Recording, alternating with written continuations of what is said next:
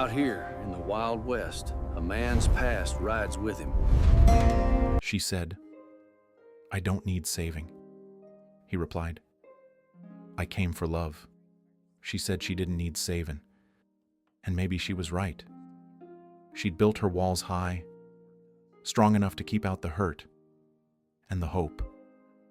But when he showed up, he didn't come with words or promises, just quiet hands, a steady heart, and a look that didn't need fixing a thing.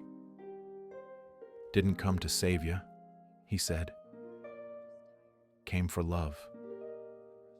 And somehow, that love didn't rescue her. It stayed. It waited. It healed. Out here in the West, where dust and hearts both run dry. Sometimes, love's not the man who rides in to save you, but the one who never rides away. Before we begin, take a moment to comment the name of your city. Where are you watching from tonight? And when the story ends, don't forget to rate it from 0 to 10. New Mexico, 1887. The desert wind swept through Dust Haven, a small, forgotten town buried in the red dust of the Southwest. Every evening, the sun sank behind the hills, spilling across the horizon a fiery crimson sky, part blood, part dust, part memory. Amid that barren land, the Silver Spur Saloon was the only place still holding on to its light. Old wooden walls creaked with age, the air thick with the scent of whiskey, the metallic tang of dust, and the faint echo of a harmonica somewhere out on the street. Behind the bar stood Clara Moore, a woman in her 30s with fierce eyes that hid the exhaustion of years spent surviving loss. She had once lost everything: her husband, her home, and her faith in love. Long ago, Clara swore no man would ever cross the threshold of her heart again. The wooden door creaked open. The wind swept in, carrying with it a cloud of red dust. A stranger stepped inside. Elias Hart, a cowboy in his 40s, tall, broad-shouldered. His leather coat faded and scarred from long miles of open road. His eyes were dark, quiet, like the last light before sunset. He walked toward the bar, removed his hat, and nodded slightly. "Looks like you had a long day," he said, his voice low and rough, sanded by the desert wind. Clara didn't look up. Her voice was cold, steady as nightfall. "I don't need saving." Elias smiled, a small, gentle smile, the kind that only those who've known loss can wear. "Didn't come to save you, ma'am. Came for love. Or maybe just a drink first." Silence filled the room. Only the wind spoke, whistling through the cracks in the door, carrying the faint scent of smoke and burnt coffee. Their eyes met, not with spark or fire, but with a stillness deep enough to make the whole town seem to hold its breath. She looked at him, a stranger who seemed unshaken in a world where everyone had learned to forget. He looked at her, a woman strong enough that even her pain stood still in the presence of her gaze. And in that moment, between the dying light and the desert wind, a man burdened by guilt met a heart once shattered by loss. Neither of them knew it yet, but soon they would save each other from themselves. Part 1. The Desert Wind.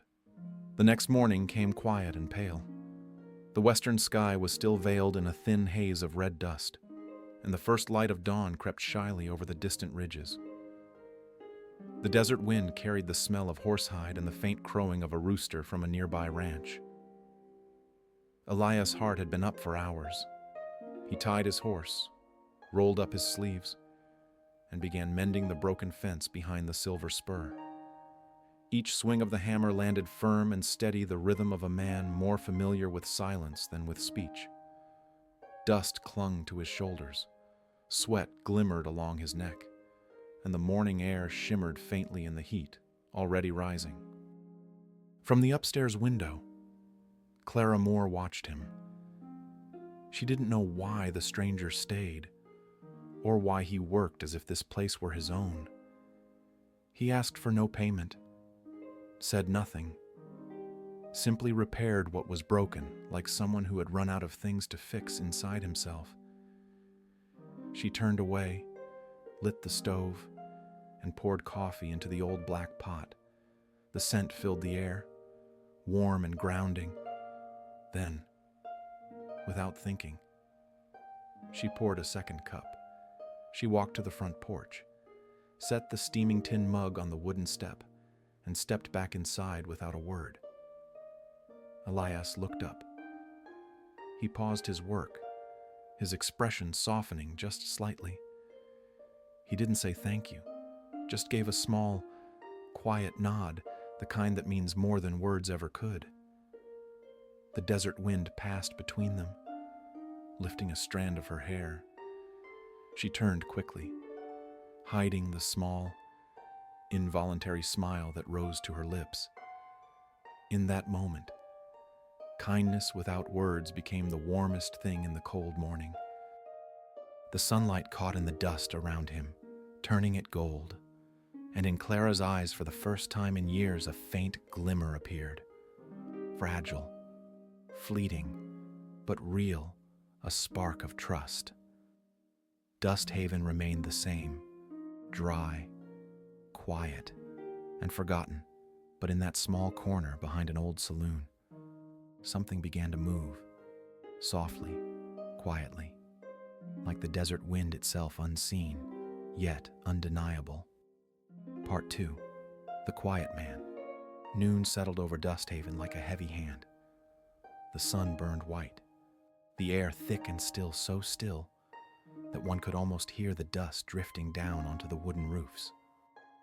Somewhere in the distance, the dull echo of hoofbeats rolled down the dirt road leading to the open plains, followed by the faint jingle of the Silver Spur's doorbell swaying in the wind. Another day passed slow, dry, and unchanged except for the quiet man working on the roof. Elias Hart had shed his coat, wearing only a linen shirt worn thin at the shoulders. Standing on the rooftop, he hammered one plank after another, replacing what time and storms had taken.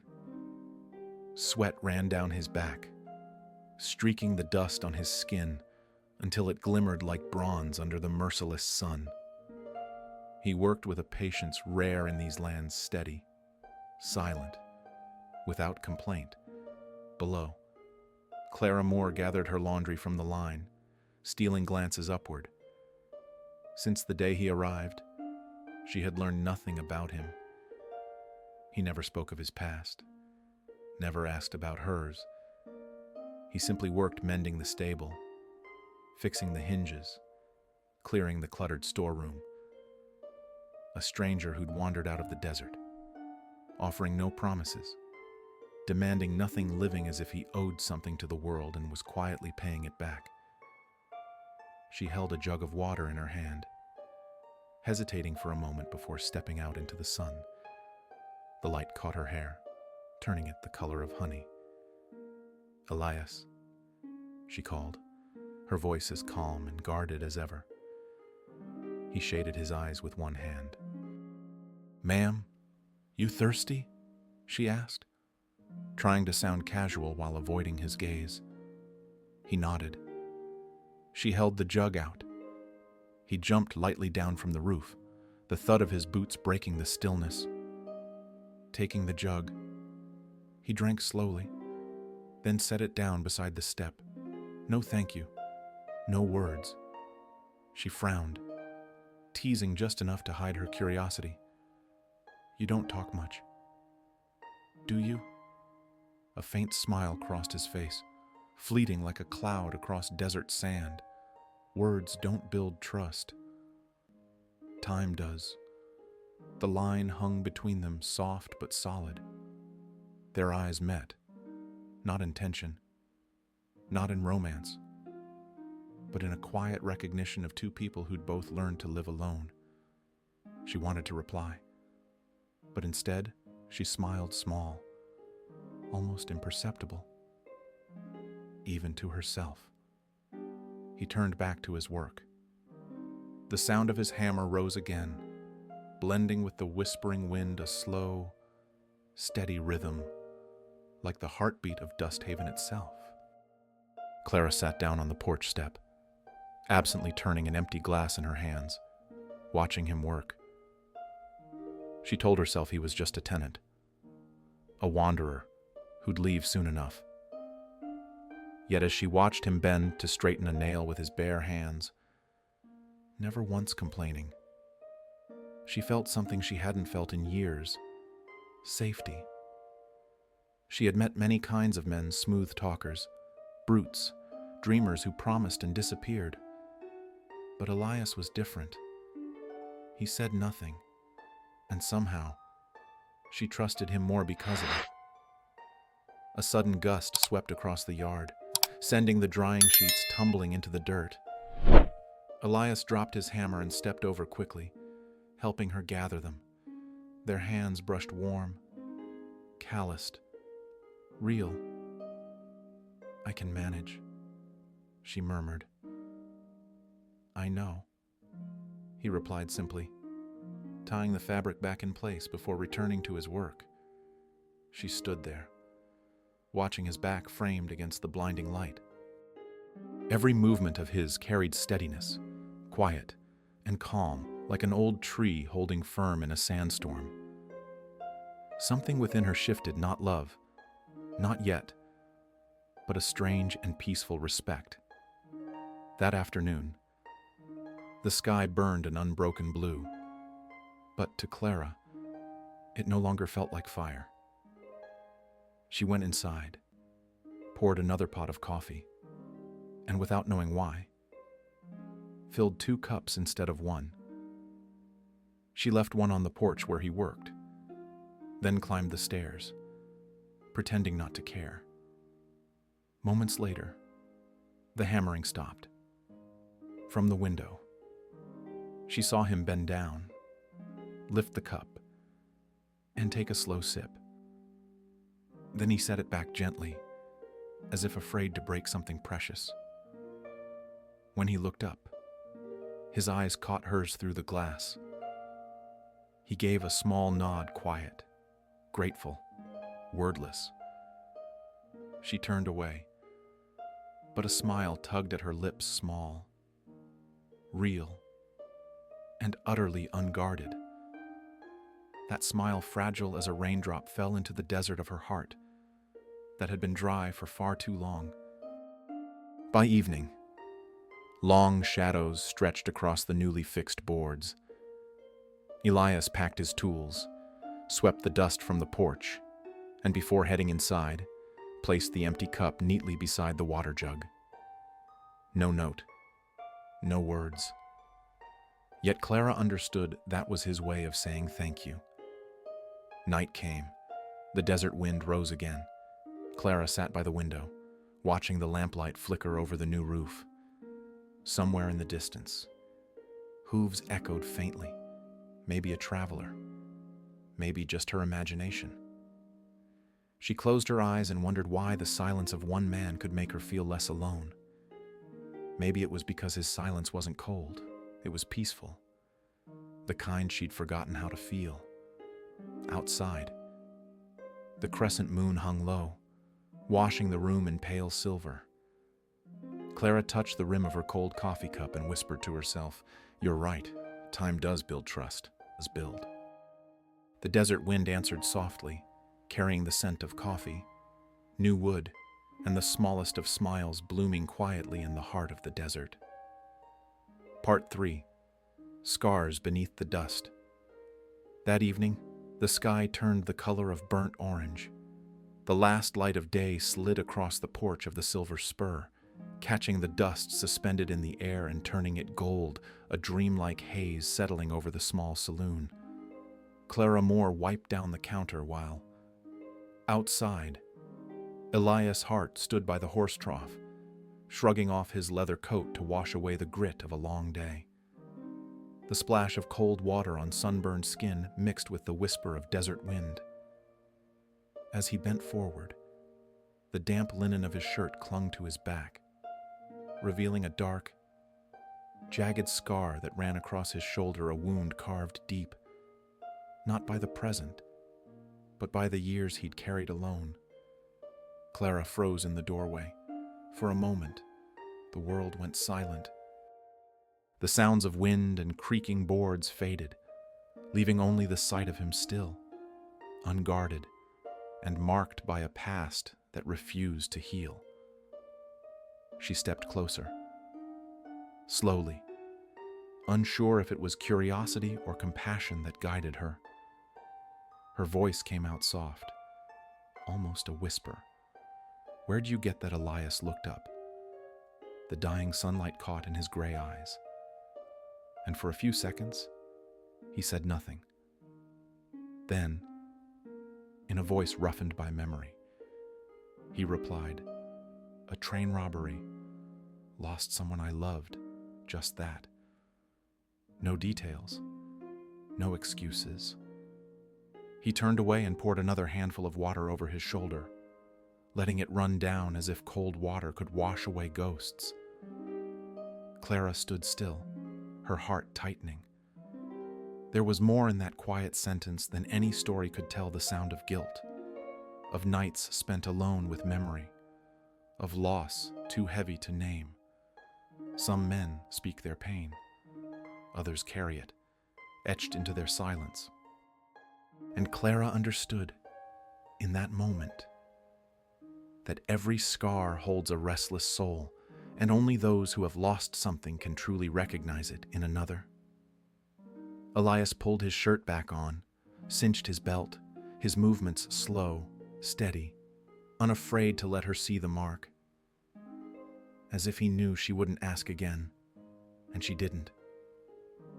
But her gaze from that day forward changed. She walked to the porch, holding out a glass of water. He accepted it with a small nod, took a sip, and set it down. The air between them thickened, not with awkwardness, but with the weight of truth shared without words.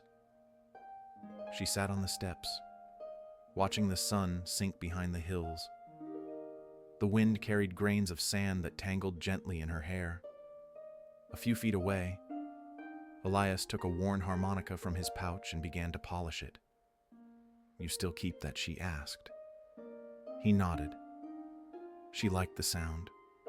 "Now it's just me and the wind." The words fell soft as ashes, but they landed in her heart like a stone. In that moment, Clara no longer saw him as a stranger. He was a man shaped by grief, just as she was. She turned away, blinking hard. Her eyes stung, maybe from the dust, maybe not. But she knew it wasn't the wind making them burn. It was the ache of recognition. The harmonica began to play a slow, broken tune. The notes trembled in the air, fragile but full of feeling. He played. She listened.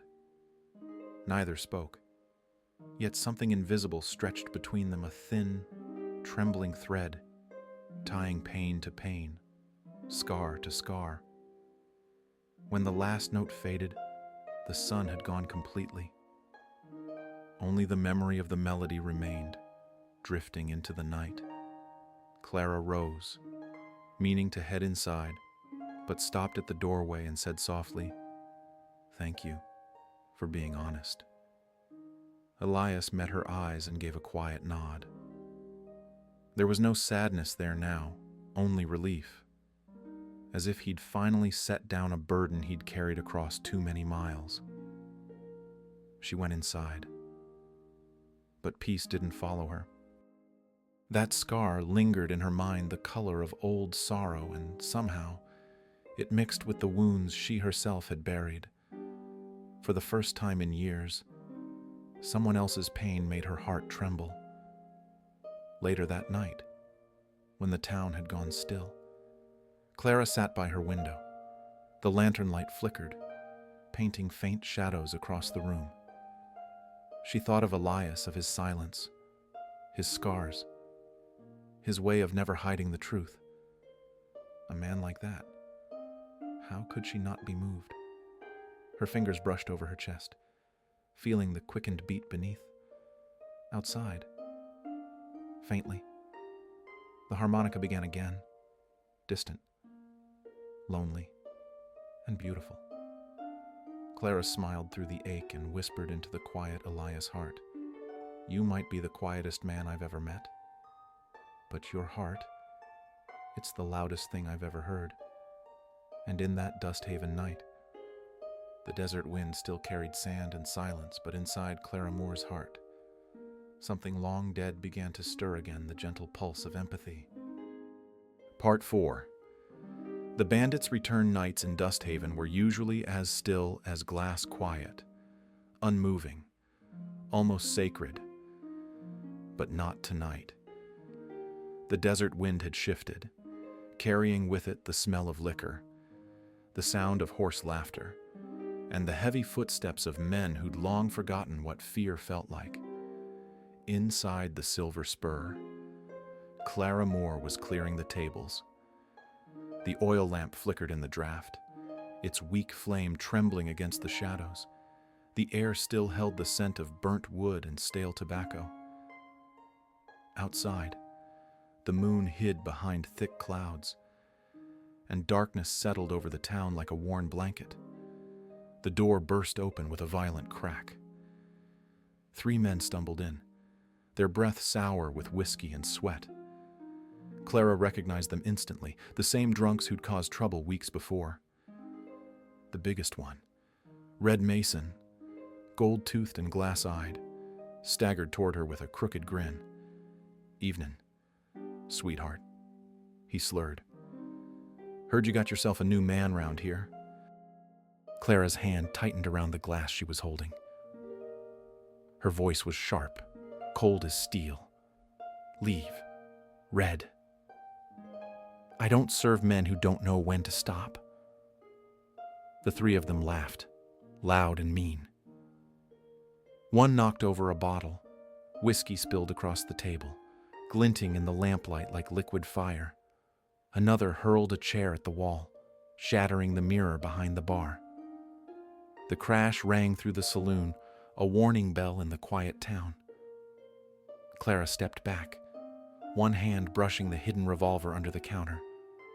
Her heart pounded, but her face stayed hard. She knew these men drunk, reckless, and far too stupid to care about dying. This place should have burned down long ago. Red growled, taking another step forward. Clara lifted her chin, defiant. "I'll say this once more, get out, before I call the sheriff." He laughed, a dry, ugly sound. "The sheriff, he's drunker than me, and you know it." A faint click echoed from behind her. From the shadowed back doorway, Elias Hart stepped into the light. No one had heard him enter.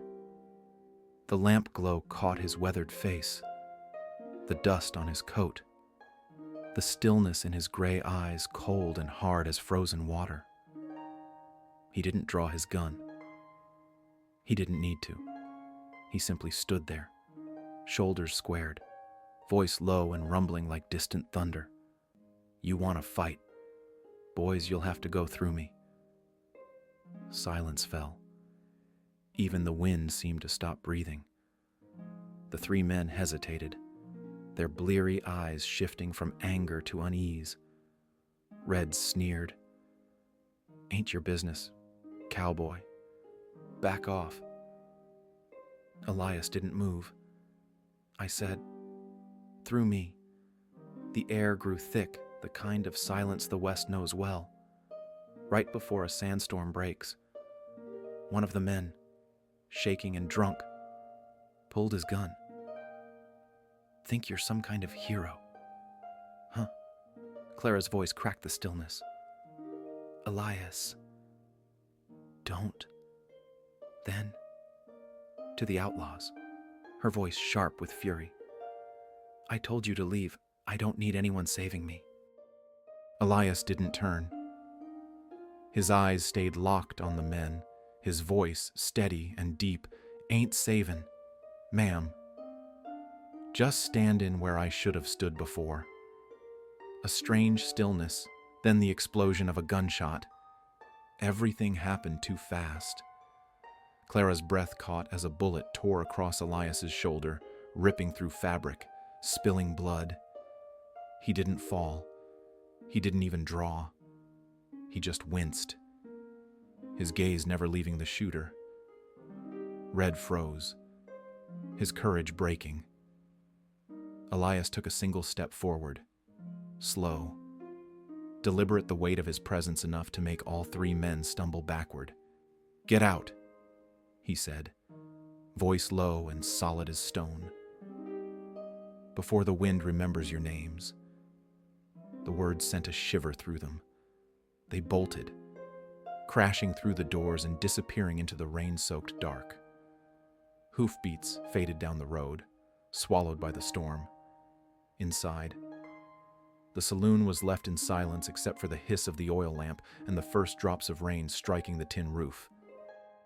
Clara rushed to Elias, her eyes wide as she saw the blood spreading down his sleeve.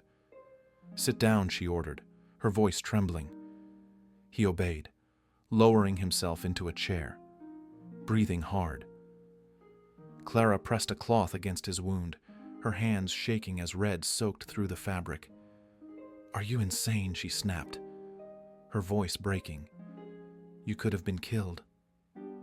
Elias looked at her weary, pale, but still calm, and somehow managed a faint, gentle smile.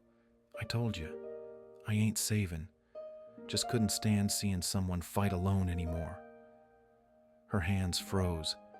Tears welled up, not from fear, but from something deeper, rawer, that had been locked away for years. Thunder rolled outside. Rain poured harder, drumming on the old roof, mingling with the sound of their breaths. She tied off the bandage, her fingers trembling as they brushed his skin, not out of pity, but realization this man had carried enough pain for both of them. He said nothing, only watched her. The gray in his eyes softened, flickering in the dim glow of the lamp. The rain trickled through a crack in the window, splashing against the wood in silver streaks. Clara bowed her head, whispering as if to herself, "I told you, I don't need anyone to save me." His voice came rough, quiet, but unshakable.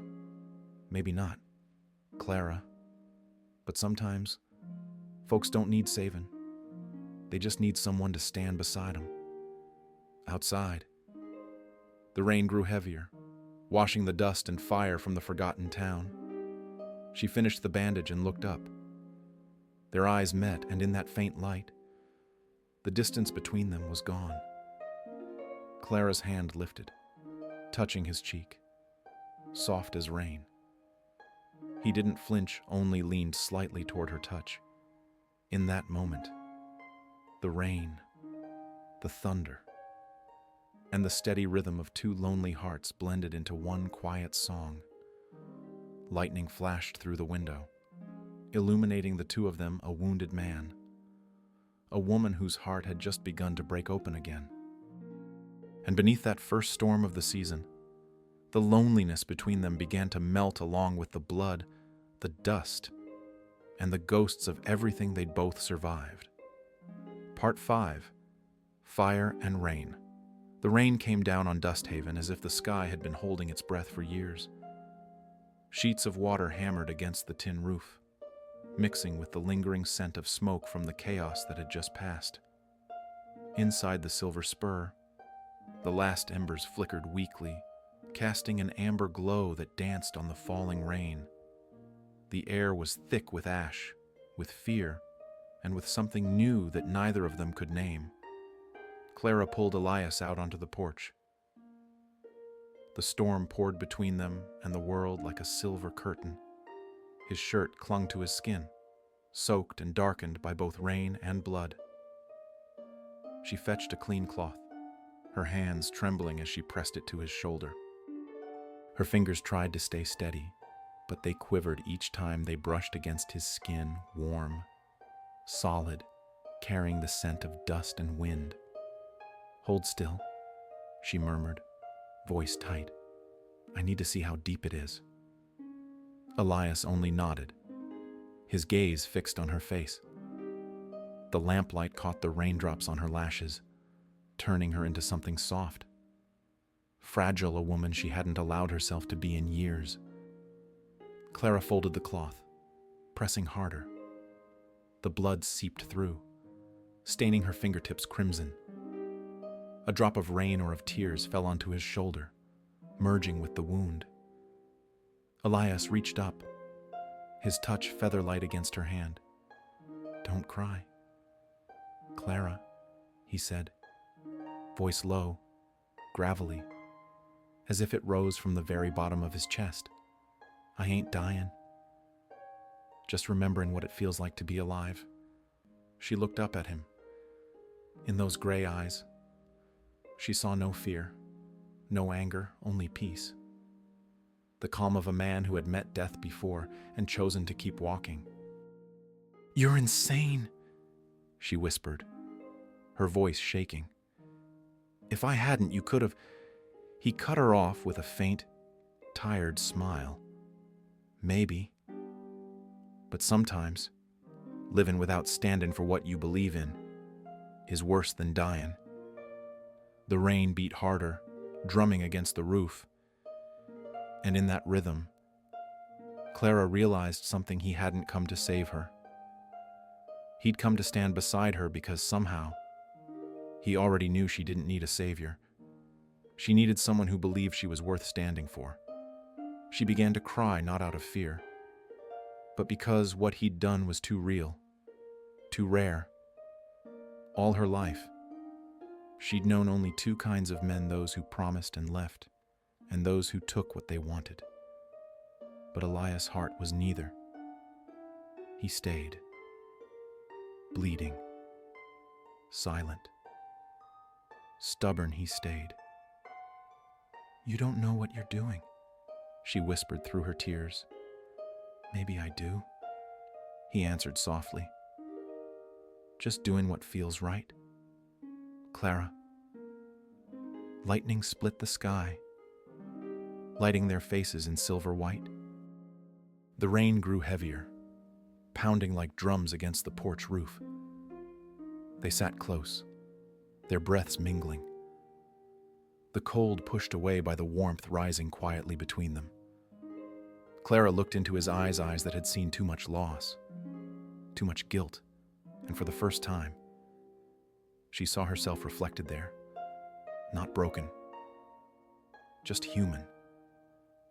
"You're strange, Elias," she said, her voice trembling.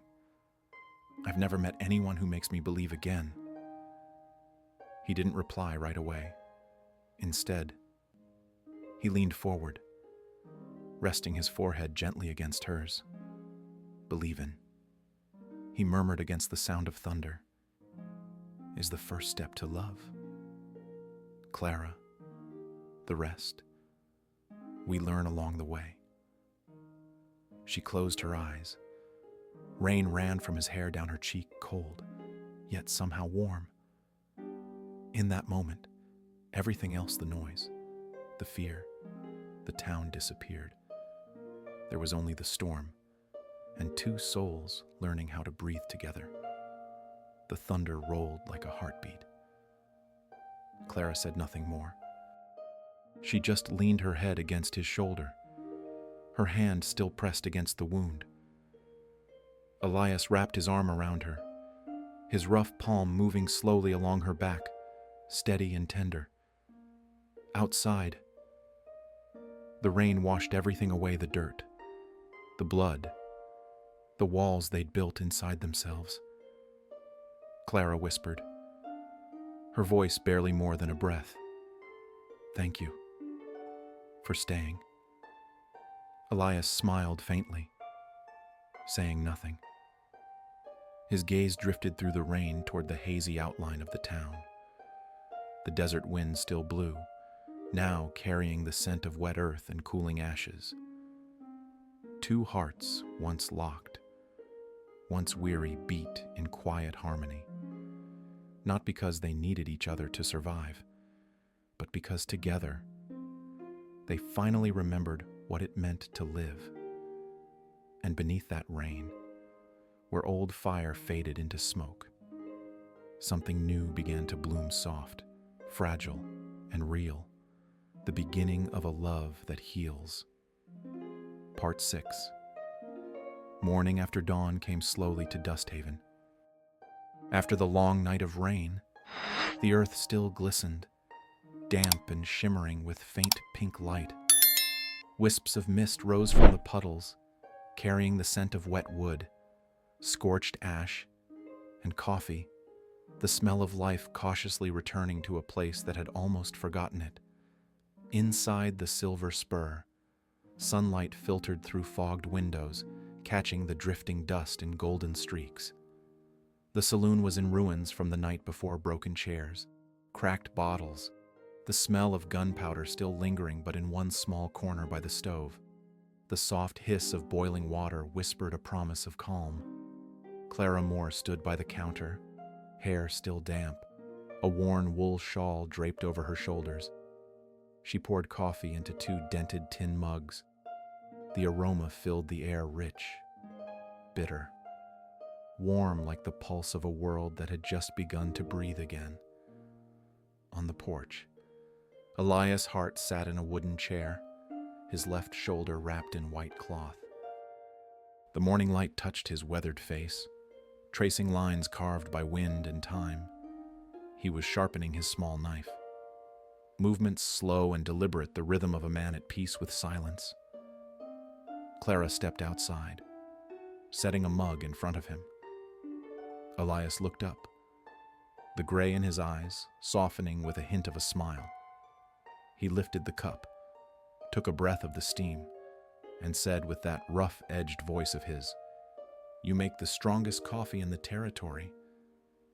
She folded her arms, tilting her head slightly, lips curling into a faint smile. "Keeps the weak ones away."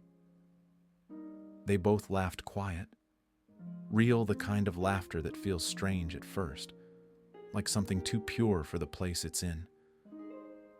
Clara sat across from him. They didn't speak, just sipped coffee in the stillness, watching sunlight crawl over the porch railings.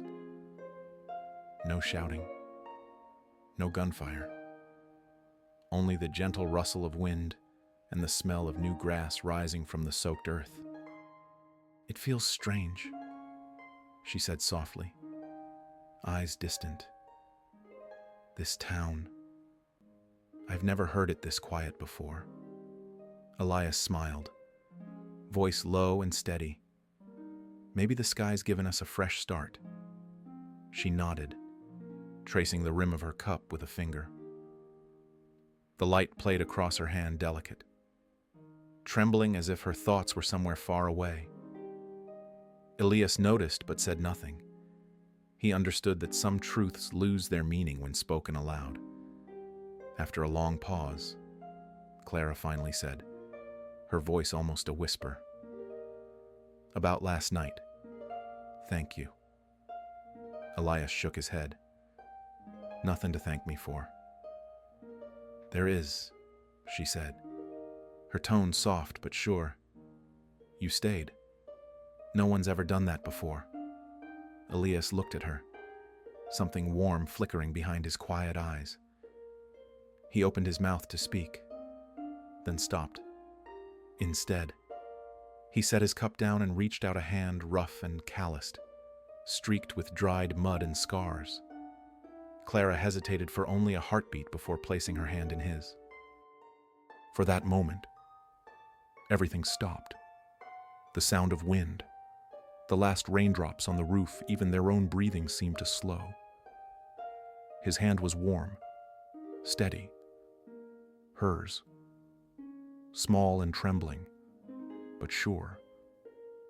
For the first time, she touched him without hesitation, not out of gratitude, not pity, but because she wanted to. Elias gave her hand a gentle squeeze, almost afraid she'd pull away. She didn't. She only looked at him, her brown eyes glistening, catching the soft blush of dawn. "Will you leave?" she asked quietly, as if speaking too loud might break the spell. Elias lifted his gaze toward the distant hills. "Don't know yet. Still got miles to go, but no rush." "Then don't rush," she said. In her voice were hope, invitation, and a softness she no longer tried to hide. Elias didn't answer. He simply smiled, took another sip of coffee, bitter, but somehow gentle, and murmured, "Damn good coffee." Clara laughed, the sound breaking into the morning air, bright and alive. The porch seemed to warm with it. She looked at him, this quiet man who'd arrived out of nowhere and somehow already belonged. There, in the heart of the western desert, among ruin and scars, they had built something rare, a peace born after the storm. Outside, sunlight glowed across the rooftops. Steam rose from the wet ground like a dream still lingering. And in that light, their hands remained joined quiet, steady. Unspoken, a silent promise that from now on, neither of them would have to cross the desert alone again. Part 7. The letter. He never sent that night. Dust Haven was so still it felt like the desert itself had stopped breathing. No wind, no rain. Only the faint chirping of crickets outside the porch and the pale glow of a newborn moon spilling through the window. After the storm, the silver spur had fallen into an almost sacred quiet, but inside, amid the lingering smell of smoke and stale coffee, a single flame still burned, not in the stove. On the old wooden table, where Elias Hart sat alone, he wrote slowly, the pen scratching across yellowed paper. The ink bled slightly, his handwriting firm but uneven like a man who had learned patience through pain. Before him lay a letter, not long, just a few short lines, but heavy enough to carry a lifetime. "If you can still hear me, I'm sorry I didn't protect you. I ran when I should have stayed. And for all these years, I've been living like a man already gone. But tonight, I feel alive again. Maybe because of her." He stopped writing. The candle flickered, its trembling light tracing the lines of age and guilt across his face. He folded the paper gently, then took out his lighter. The flame caught the edge of the letter small, blue, consuming. It climbed across the page, devouring ink, words, and memories once too painful to touch. The smell of burning paper rose, blending with the scent of old wood and dust. Smoke curled upward, thin and gray, like a final farewell. Elias watched the fire with quiet eyes. They were no longer hard. They had softened as if each spark carried away a piece of his burden. When only ashes remained. Clara Moore stepped softly from the back room. She didn't speak, didn't ask. She simply stood in the doorway, moonlight brushing her hair, watching him in silence. Elias looked up and smiled faintly, a sad, tired smile that somehow carried peace. "Guess I finally learned to let go," he said, voice low and rough, but lighter than it had ever been. Clara walked closer, stopping just behind him. She didn't ask. Let go of what she already knew. This was a man who had carried his guilt across deserts, through nameless towns, under endless skies, running from a past he couldn't forgive himself for. And now, for the first time, he was learning how. He brushed a few ashes from the table, His voice quieter now. I used to write to her every year, then never send it. I thought if I did, she'd really be gone. But now I see she's been gone a long time. It's me who stayed behind. Clara's eyes stung. She'd never seen a man speak of pain so calmly, not in anger, not in tears, but with the soft exhaustion of someone finally setting down a heavy load. She reached out, placing her hand gently on his shoulder. The touch was light, almost hesitant, but full of strength. Her hand was warm, small, trembling. Elias froze. His shoulders quivered faintly at first, then more. And then, without warning, he bowed his head.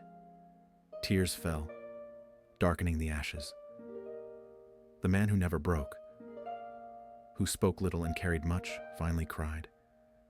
Not for loss, not for pain, but because, at last, he had forgiven himself. Clara said nothing. She only pressed her hand a little firmer, letting him cry, letting the years of regret dissolve like smoke in the air. A gentle breeze drifted through the open window, carrying the smell of rain-soaked earth and the faint trace of burnt paper. On the table, what was left of the letter turned to ash and lifted swirling upward, disappearing into the night. "She'd be proud of you," Clara whispered, her voice trembling but steady. Elias smiled through his tears, rough and broken. "I hope so. And if she ain't, maybe she's still smiling, knowing I finally stopped running." They sat there in silence. Moonlight washed over them, one narrow shoulder, one broad. Two souls who had walked through the darkest parts of themselves, now resting side by side in peace.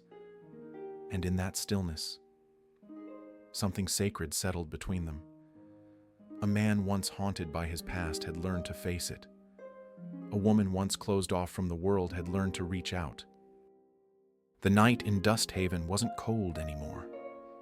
Inside the old saloon, under the faint silver glow of the moon, they sat together, quiet, steady, among the smoke, the ash, and the ghost of old sorrow. An ending had finally become a beginning, the quiet rebirth of hope. Part 8. A House Called Haven. Summer came early to Dust Haven. After weeks of red dust and rain, the little town began to breathe again. Wild grass pushed through cracks in the road. The sound of hammers and saws echoed through the dry air, the sound of things being rebuilt, of lives being pieced back together. On the old plot where the silver spur once stood, the rhythmic thud of wood meeting wood filled the morning. Elias Hart, stripped to his work shirt, swung his hammer with quiet purpose, rebuilding a wall half burned by the fire. Beside him, Clara Moore tied a scarf around her hair, sleeves rolled, sweeping away the last of the ashes. No one told the other what to do, but both knew it today wasn't about fixing a saloon. It was about starting over. The afternoon sun poured down in gold and amber. The air shimmered with floating sawdust, turning everything it touched into something softer, something that looked a little like peace. Elias lifted a wooden sign he had carved by hand with his small pocket knife. The letters were rough, uneven, but strong. The Haven. He raised it, set it into the new post, and drove each nail deep. Every strike rang clear, like a quiet vow that this place would no longer be a saloon of sorrow, but a shelter for weary souls. Clara stepped out from the doorway, holding a new oil lamp. She hung it above the entrance, and its warm glow washed over her face, lighting her features in a way Elias had never seen before. She smiled, soft but teasing. "People come here for whiskey, you know." Elias wiped his brow, looked at her, and let a half-smile curl across his lips. "No, Clara. They'll come for peace. His words lingered between them. Peace. Such a simple word, and yet, for both of them, it was the rarest thing of all. Clara turned slowly, taking in the sight around her new wood. Fresh paint. The faint smell of coffee from the back room, and the quiet man who had stood beside her through everything. A man who hadn't come to save her, but had stayed long enough to help her live again. She stepped closer, her voice barely more than the wind. You know, I never thought I'd start over, but I'm not afraid anymore. Elias met her eyes, a faint smile softening his weathered face. Maybe that's 'cause you're not startin' alone. They stood side by side, watching the sign glint in the sunlight. A small flock of birds landed on the fence, chirping as if to bless the moment. Somewhere in the distance, a harmonica played no one knew who was playing, but the melody drifted through the air, gentle and full of hope. Clara looked around their new home, resting her hand on the doorway. It's not Silver Spur anymore, she murmured. The haven sounds peaceful. Elias nodded. We used to need a place to hide.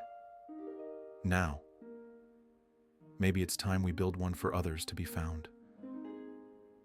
A silence fell, not the heavy kind, but one that felt whole. The sunlight tilted low, spilling amber light across their faces. Two people once broken, once afraid to love, now stood at the doorway of something neither had dared dream of before. Clara looked at him not with longing, but gratitude, deep and wordless.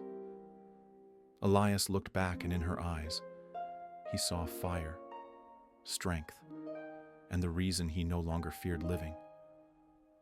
The sun began to sink. The whole town glowed in shades of gold and orange, that wild western hue that burned bright but never harsh. A soft breeze stirred, carrying the scent of coffee, new timber, and two quiet heartbeats standing side by side. Smoke from the kitchen curled lazily upward, wrapping around the new sign like a blessing. Elias set down his hammer and moved to stand beside Clara. They said nothing. They didn't need to. Together, they looked out toward the horizon, where the land and sky met in a sea of fire and light. In that moment, they fit not perfectly, but honestly, two fragments finding their place. Elias spoke, barely above a whisper. Maybe this could be home, if we let it. Clara turned to him, her eyes glistening. Home isn't where you're born, she said softly. It's where you finally dare to believe again. And so, beneath the western sunset in the warmth of dust, wood, and golden air, the haven was born. Not a bar, not a shelter, but a place where lost hearts could find their way back to hope. Part 9. The Goodbye.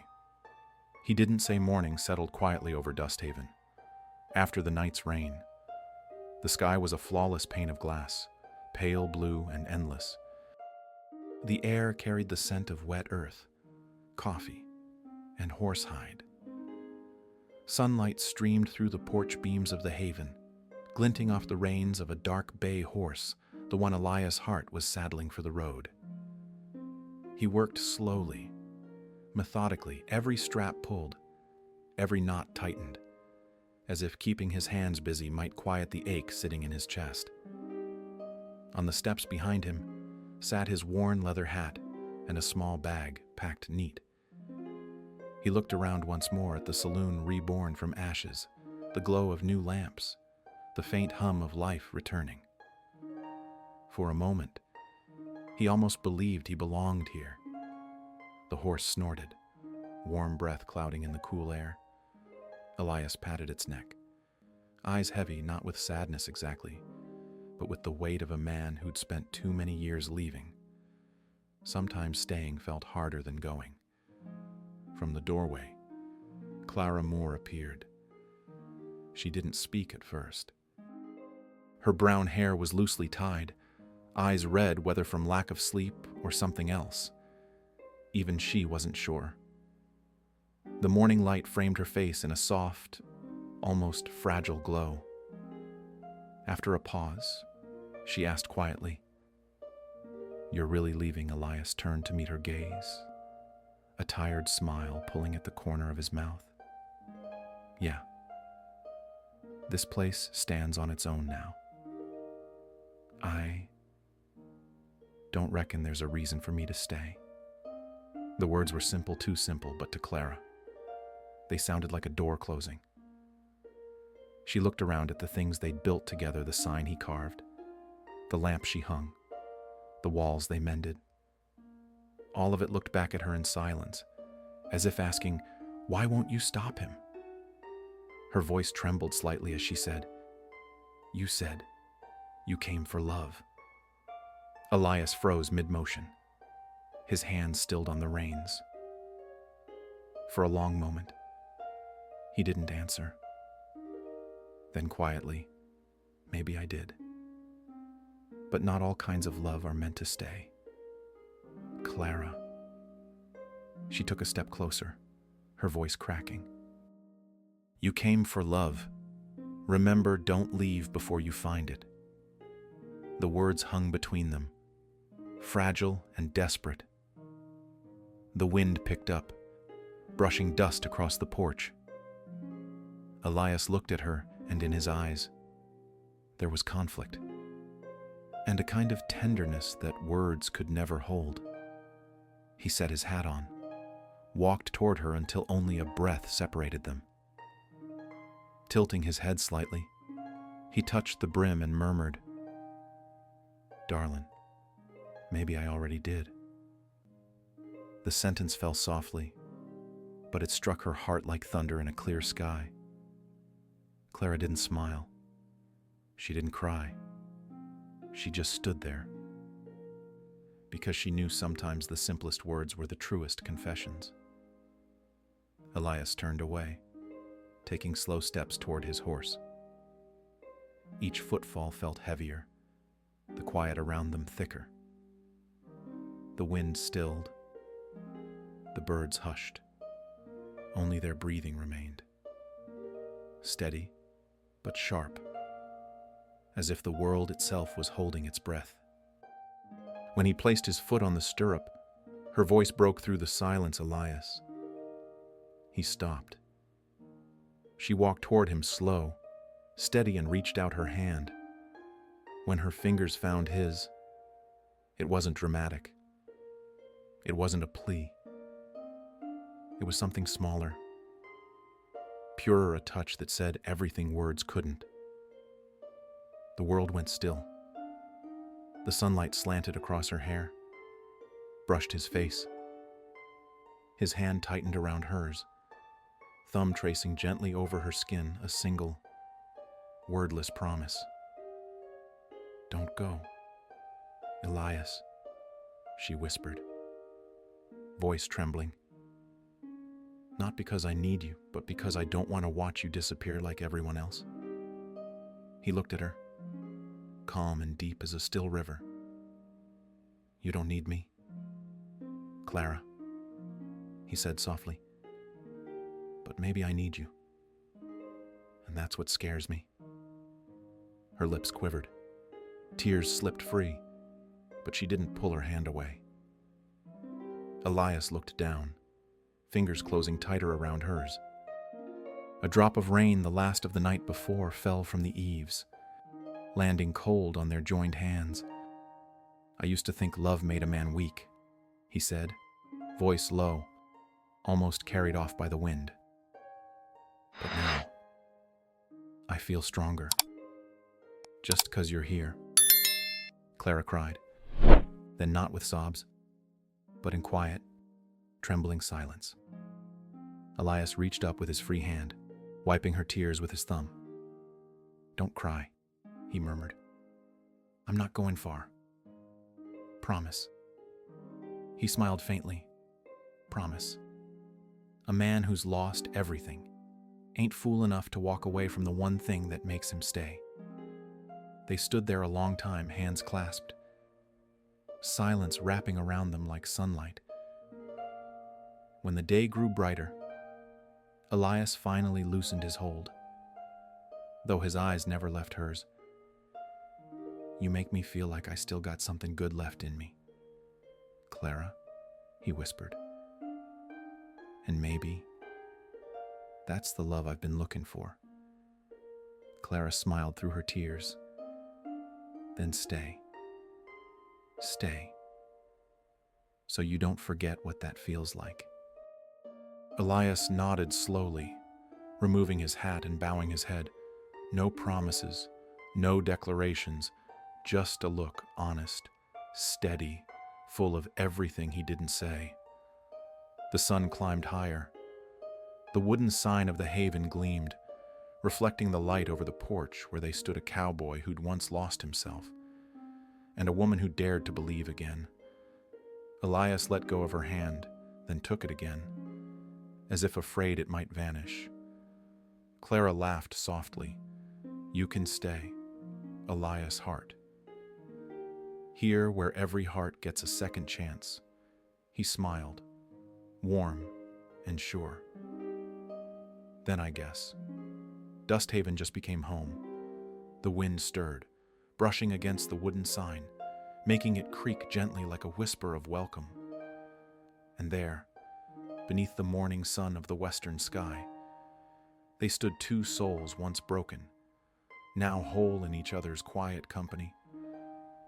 No kiss, no vows, just a hand held tight, real, warm, enough to make the world stop spinning for one small, perfect moment.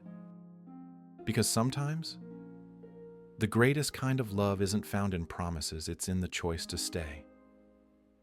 Part 10. Real love doesn't rescue, it stays. A year had passed since the morning Elias' heart almost left Dusthaven. Winter had come and gone, leaving behind a trail of cold winds and memory. Now, spring returned soft, golden, and full of quiet rebirth. The small desert town had changed. The haven, once a burned and broken saloon, now glowed every night. There was no trace of smoke or whiskey, only the scent of roasted coffee, baked bread, and laughter, the kind of laughter that carried warmth instead of weight. Travelers, ranchers, miners, and wanderers all found their way there. They didn't come for the drinks. They came to rest, to breathe, to feel at home. Morning light filtered through the window panes, glinting off the polished wood counter where Elias stood brewing coffee. His beard was thicker now, streaked with silver. He moved slower, calmer hands steady from repetition and peace rather than pain. Behind him, Clara Moore arranged bottles, smiling at customers, her voice smooth and warm as the hum of wind through pine trees. Amid the chatter, a traveler leaned on the counter, a tall man, dust from the road on his coat. He watched them for a moment, then grinned. You two married. The room quieted, just for a second. Elias looked up, eyes gray and steady, and answered, voice low as the curl of steam from his cup. No, sir.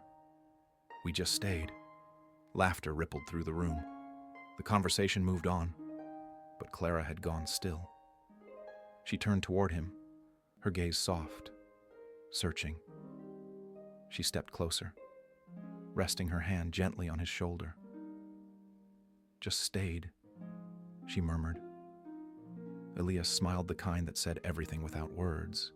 Yeah, stayed. For good. Her lips curved. Her eyes glistened. He poured another cup. She returned to her counter, and the world carried on, but the air between them felt brighter, lighter, like the first day of spring. From the corner, a harmonica began to play that same tune that had once echoed through nights of rain and silence. Elias brought 2 mugs of coffee to an old couple seated by the window. "Same as always," he said. The woman smiled, her voice trembling with age. "Son, this place reminds us that there are still corners in the world where kindness lives."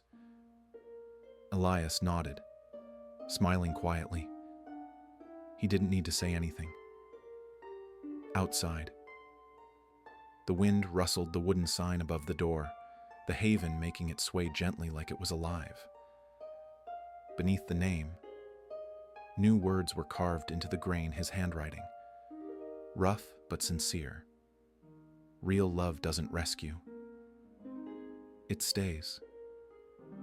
Clara ran her fingers over the carved letters, her heart tightening with memory, the dust, the fire, the rain, the mornings of coffee and silence. Every piece, every scar, had built the life they were living now. Happiness didn't arrive all at once, it was built, like this place. Board by board, breath by breath. By noon, the crowd thinned. Elias stepped out onto the porch, a mug in hand, watching sunlight spill across the desert. The air shimmered gold, the world looked wide and forgiving. Clara came beside him, wiping the table with a rag before sitting down. "Do you remember the first day you came here?" she asked. Elias chuckled softly, his eyes drifting to the horizon. "Sure do. You told me you didn't need saving." She smiled, amused. "And you told me you came for love." He nodded. "Guess I wasn't lying after all." The wind moved gently through her hair, brushing against his shoulder. They sat in silence, watching clouds drift lazily across the western sky. Somewhere in the distance, a herd of horses ran, dust swirling around them like gold. Clara reached for his hand, no hesitation this time. His fingers closed around hers, rough, warm, familiar. Steam rose from his coffee, catching the sunlight like ghostly silk. And in that soft desert light, their hands stayed joined, no vows, no promises, only the quiet certainty of 2 people who had finally learned what love meant. Elias looked out at the endless plain, voice low and full. "Funny thing, I've been everywhere, but happiness turns out it was right here, in the dust, in you." Clara leaned against his shoulder, whispering, "Because real love doesn't come to save, Elias. It comes to stay." He smiled. The sunlight wrapped around them like velvet, 2 silhouettes blending into one. Inside, the harmonica kept playing, not sad anymore, just alive. The sign outside shimmered under the light. The haven. New laughter rose, mingling with the smell of coffee. The wind, the warmth of life continuing. The story of the lonely cowboy and the woman of Dust Haven didn't end with goodbye. It ended with staying. No grand gesture, no tragedy, just peace. And in that peace, they found what so many had lost the courage to stop running, to belong. In the stillness of the western morning, Elias Hart and Clara Moore sat hand in hand, no words needed. Because sometimes, the greatest love doesn't save you from the storm. It teaches you how to build a home within it. She didn't need saving. He didn't come to be a hero. But somewhere between her silence and his kindness, they found what love was always meant to be, a home. The desert wind carried their story through Dust Haven, a story of redemption, forgiveness, and the kind of love that makes a man whole again. Out west. They say cowboys don't cry, but they do love with repentance, with what's left of their battered hearts. Cowboys love through redemption. Second chances ride in the West. Every story here is a journey of losing, forgiving, and finding the light again. A love that saves a man not from the world, but from himself. If this story reached your heart, tell me where you're watching from, and rate it from 0 to 10. Subscribe to Wild West US, where every story reminds us. He found peace, not by forgetting his past, but by forgiving